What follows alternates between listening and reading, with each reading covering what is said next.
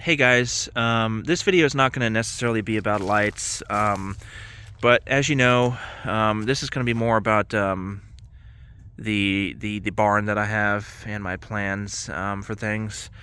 I'm thinking of actually changing the channel to more of a gun, light slash homesteader type video, and the reason why is because on a lot of my videos for the lights, I mention, the acreage that I have, what I'm doing for fencing, and, I'm going to install the lights here so that I can see the animals and, stuff like that. And I'm doing a lot of other things that I think I should be recording on video, such as, like this spring and summer, this whole area right here, before I put up the fence, was a garden. I had 50 heads of corn. I had tons of tomatoes. I had watermelons growing. I had potatoes. Unfortunately, the Brussels sprouts didn't work out. You can actually still see them right there. Yeah, the Brussels sprouts were eaten up by bugs, and they finally did recover, but then the cold came, and I only got like 10 Brussels sprouts out of them, so I had to buy some more for Thanksgiving. But yeah, so I'm thinking of doing videos like that. And I just wanted to start with what I've done with this fence. So I don't know if you guys know, you've seen on the videos that I built this fence myself. See, I got quoted $14,000 for an 1.5-acre fence. This fence, along with the riding ring over there, is an 1.5 acres. I have 14 acres, but long story short, it's all wooded, and the area over there where that light is, you can actually see over there, that's somebody's house. And when they subdivided the property, I mentioned this in the previous video, they subdivided 7 acres of the original 21 over there.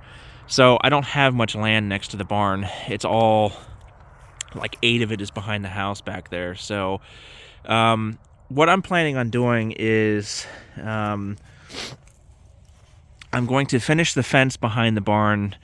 That will be 2 acres of fencing. And in this area over here, I should probably do this in the daytime, I guess, but in this area back here, I've actually knocked down another 1/2 acre. It's just all on the ground and needs to be like wood chipped or, cut for firewood and stuff. And then there's another 1.5 acres over here that I kind of got into, but I didn't really, go further. And that was all cleared out. So that 2 acres used to be cleared. There's old electric fence that I found. There's old electric fence that I found back there, and there's signs that, again, it was cleared out, because most of the trees back there are like wrist sized or even smaller than that, actually. Some of the larger ones, that are like 50, 60 feet, they're small poplar trees. Poplar grows really fast. It grows like an inch a year. So those trees are maybe about 20, 30 years old. So it's because of previous owners neglecting the property, which really sucks. So what I did was, for $14,000 quote for an 1.5 acres, I looked at the guy and I laughed. I'm like, okay, so what is the justification for $14,000? Okay, so you have to pay your guys. I get that. The cost of materials, I did the math myself, was for this wood boards right here, and then the single row over there, and then the double row here, and on all the wood boards that I had to do to repair the riding ring, it was $800 for those. They're actually pine decking boards, pressure treated, so they're actually stronger than fence boards. And for the posts, I actually use the trees that I have on the property. So use everything that you have. Anything you have on the property, use it. So this is actually an oak tree right here. This is oak. That's going to last a long time. I debarked it. And this one right here is an oak tree. I tried to debark this, but some oak is really hard to debark. So I debarked at least the part that got into the ground, and then I'll get to the rest of it later. This tree right here is actually a sycamore. I'm not sure how long sycamore will last in the ground, but well, we'll see. So, and then the rest of them are all poplar trees, the ones that have been there for only 20 years. Now, I know treated poplar, I read, can last like 10, 15 years. Untreated poplar, I read, can last maybe 3 to 5. So I had a couple people tell me a year and it's going to rot. Well, these poplar trees were cut a year ago. They were laying in the woods for a year. They didn't rot one bit. So I put them in the ground 2 feet down with concrete. Now, I know concrete can retain water, and it might rot these boards out a lot quicker, but I saved myself $14,000 doing this. So, and on top of that, with cutting them in the woods like that, the bark actually just peeled right off in strips. And again, use what you have. So what I did was I took those strips, they were already dried out, I put them in bins on my deck, and I'm using that for kindling to start my fire in my wood stove. So it works beautifully, actually. I don't have to cut, little strips of kindling for when I chop firewood. I just take those little, skins from the tree. I only need like 3 or 4 of them, lay them in there, put some paper underneath it, throw the wood on top, and it just, boom, instant fire. So it's actually kind of cool how that worked out. So, but, if the poplar rots in 3 years from now, I'll just replace the boards, you know what I mean? So, or the posts as they go. So, yeah, that's going to be a lot of posts, but I got 14 acres of woods, so I'm just going to keep doing that. So, but we'll see. I have a feeling this is going to last longer than 2, 3, 4 years, but we'll see. So, I need to finish the second row of boards over there, though. And the posts that I used right here were actually, they were fence posts. They were treated pine that the previous owners actually took down a fence that used to be back here. So the area on my previous video where I showed you guys that I'm clearing out, there used to be a fence there, and the previous owners ripped the fence out, threw the wood in a pile, and just let it rot for 10 years, I guess. The top boards were fine. I pulled them out, stuck them back in the ground. I cut the ends off of them because they used to be fencing that would fit into like a hole, for the actual post. So they're not actually posts, but they're thick enough for posts. So I used those for the posts. Now, the riding ring over here, half of it had to be repaired or replaced. The other half was okay. The riding ring is a 220 by 110 foot riding ring that the original owner put in the 60s, 70s. This little horse walk-in over here, or shelter, was built by the previous owners who lived here for 10 years. This actually needs to be repaired, or not repaired, but it needs to be built stronger. The guy did a decent job building it, but unfortunately he used 4x4s. Which I think he kind of should have used 6x6s. And since he used 4x4s, he should have put more of them spaced than the larger spaces that he did. And because of that, he also used small, what are those, 2x6s?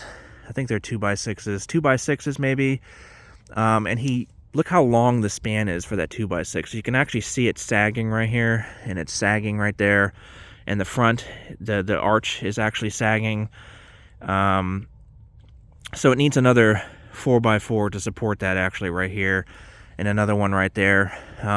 It actually did support the 3 feet of snow that we had last winter, but yeah, I don't really like that. And on top of that, I can actually grab these and I can shake the thing. It's not very sturdy. I don't think they used concrete just to anchor these 4x4s. But I'm actually going to change the walk-in. Instead of just an open walk-in, like I said, I'm going to add a 4x4 here, 4x4 there, and another one. And I'm actually going to board this up. So it's going to be kind of like a board and batten, like a barn. So I'm going to board it and put battens over the gaps between the two boards, to kind of insulate it better from the wind and the rain and stuff. So that way the horses have a walk-in that's enclosed, you know what I mean? So now my other plan for the barn, and I'll show you, is I never showed you guys the stalls, I don't think. So what I'm going to do with the stall area is, the barn has 6 stalls. they were 10 by 10 stalls, which is a typical size, small size for stalls for horses.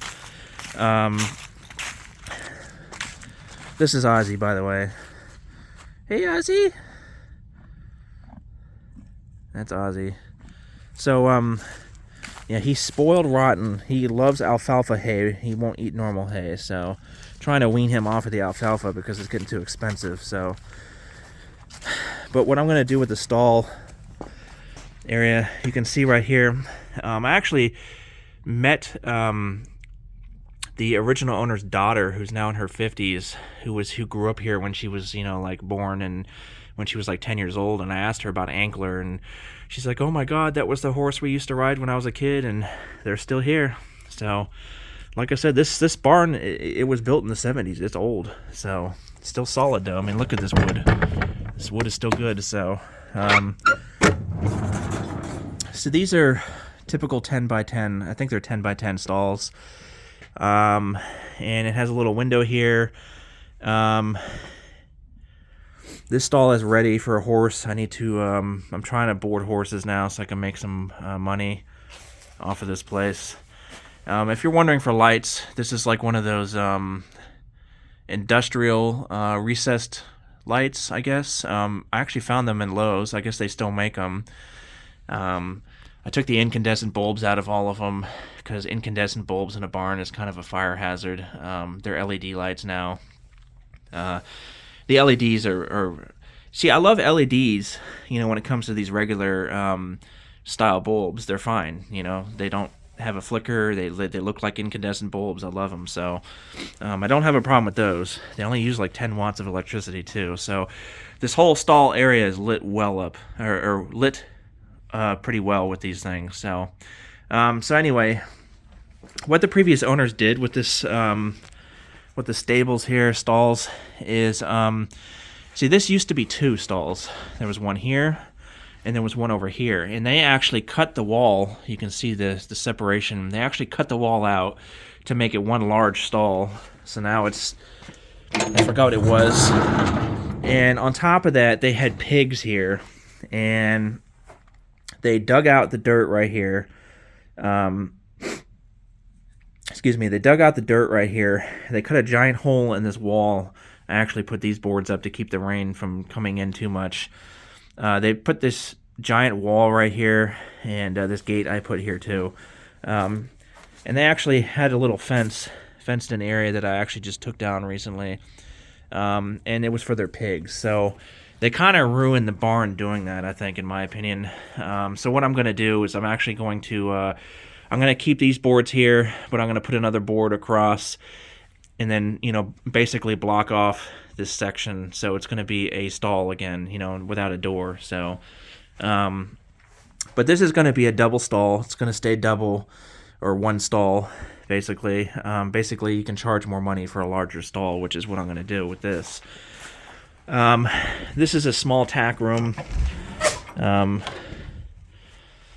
It's not that big. It could be bigger, to be honest, but it has room for saddles. You know, it has a one of those shatterproof lights in here, I guess, in case you like flip something over your shoulder, you don't break the glass. Bulbs.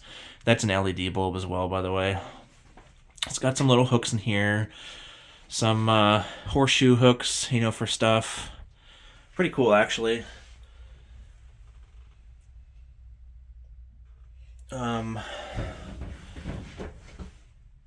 You know, it's just basic tiny tack room, I guess. The roof looks like it had some water damage from up top. Up top is actually a place where you store hay. Has a power outlet here, a little receptacle. I don't know why they put receptacles upside down. I always wondered why people do that. It makes no sense to me. Kind of weird, actually. So it has an old barn board, or an old chalkboard, you know, for writing messages, and this thing has been here, like I said, since the 60s. It's actually kind of cool, so I decided to keep that there. But yeah, the upper level, it is a place where you can store hay. There used to be a crane right here. You can see in the opening, and you would pull the hay bales up there and store them back there. But unfortunately, when we bought this house, right as we got the place, a giant tree, I mean bigger than you can wrap your arms around, fell on the back of the barn, like literally like 2 days after we signed the paperwork, and it fell on the back of the barn and it crushed the roof in on the top up there. And that's where that leak came from. I actually did go back up there and I pushed the tin roof out. I did take 2x4s and nail them on the old 2x4s, you know, the lumber mill 2x4s, to kind of support it better. And it still leaks a little bit. I need to get some spray foam, I guess, and kind of seal the gaps. I don't have the funds for somebody to go up there and redo the roof, so I'm just going to have to fix it that way. So this is another double stall. It used to be 2, and now it's 1. Previous owners, again, you can see the separation right here. They ripped it out, and they made it into 1 stall. So you can see the weight from the hay right here is actually sagging this 2x6, and I actually need to put a post right there, like a pillar, to support that. I did remove all the hay, but that needs to be supported better, because when I walk up there, it kind of is a little wiggly. So, and that board is not very cool looking, not very safe looking. So, now this stall walks out into another little horse, like a walkout overhang thing, but it's actually blocked off by boards, so it's part of the stall. And another stupid thing that the previous owners did was see, this is another single stall, another 10x10, and you can actually see the reciprocating saw where they cut a huge hole in the wall. And so basically, these 3 stalls are now 1 stall. Does that make sense? It's so dumb what they did. They just, you know, all for pigs. They kind of ruined it. So, and another thing they did was, this actually used to be another hole in the wall. They cut right through here, and they had a tiny little fence, little fence right here, just a little rectangle for their pigs. So they cut a hole in the wall in the barn for the pigs to come out in a little tiny rectangle square. It's so stupid. So I actually fixed it. My girlfriend wanted me to put the pine right here. It looks kind of cool. I mean, it is solid. I didn't really want to do it. It was just an extra $60. But basically what I did was I put the framing in here just like it used to be, you know, like up there. I did add a window. The window works. Oh, the stall door is behind it, sorry. But yeah, the window works. And here's the outside of it. Let me walk around again. But let me get back to this real quick. So my plans are... you can't see it, I don't have the light on right now, but this is a huge junk pile. I'm gonna get a U-Haul out here to clean all this junk up. I just cut these trees down. There used to be trees right here, all of this stuff. Let me turn the light on so you can actually see.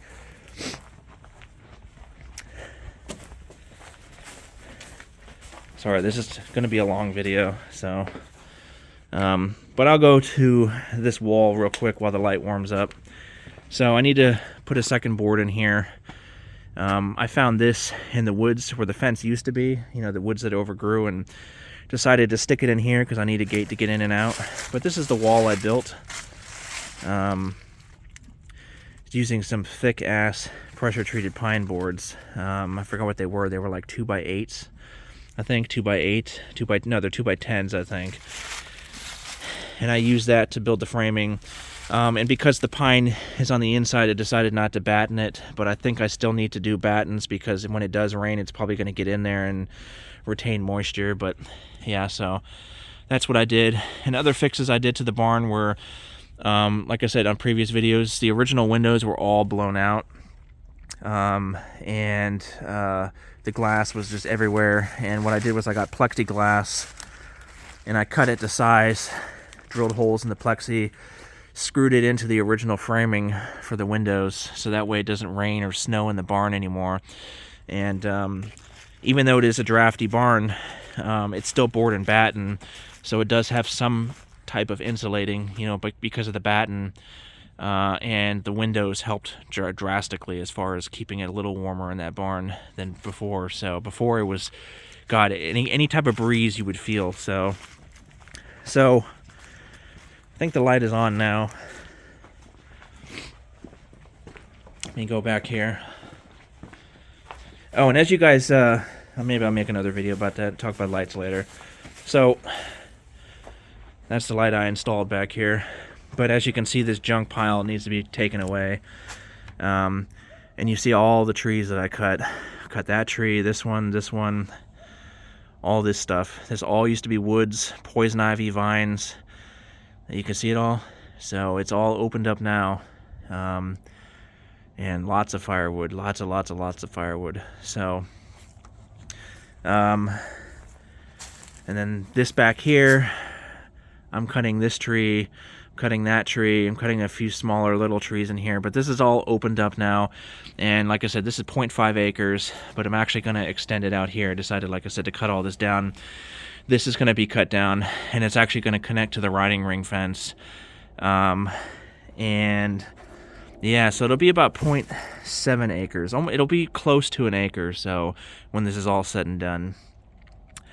So what I'm planning on doing with this thing is I'm going to take these boards off, and this is going to be another horse walk-in. I'm actually going to block this stall off. I'm going to board it up, so it's going to be a stall by itself again. This one might stay open. I'm not sure. I think I'm going to put that door back on it like it was right here. But this is going to be a walk-in for horses. So I have the walk-in up there, and then this is going to be the walk-in for the back area. So this is not going to be for the stalls anymore. So this will be 2 separate walk-ins. So when it rains or storms or whatever, the horses have shelter to go to. So I think that was a really cool idea. So let me know what you guys think of this place. It's a lot of work. I'm pretty much doing it all by myself. So it's really hard doing all this stuff. So you know, I got calloused and blisters and everything, and cuts and poison ivy and all kinds of stuff all over me, and I'm doing this all by hand basically. I got a chainsaw, have to sharpen the blades all the time, have to do this all by hand. So but anyway, yeah, let me know what you guys think of this place. Thanks.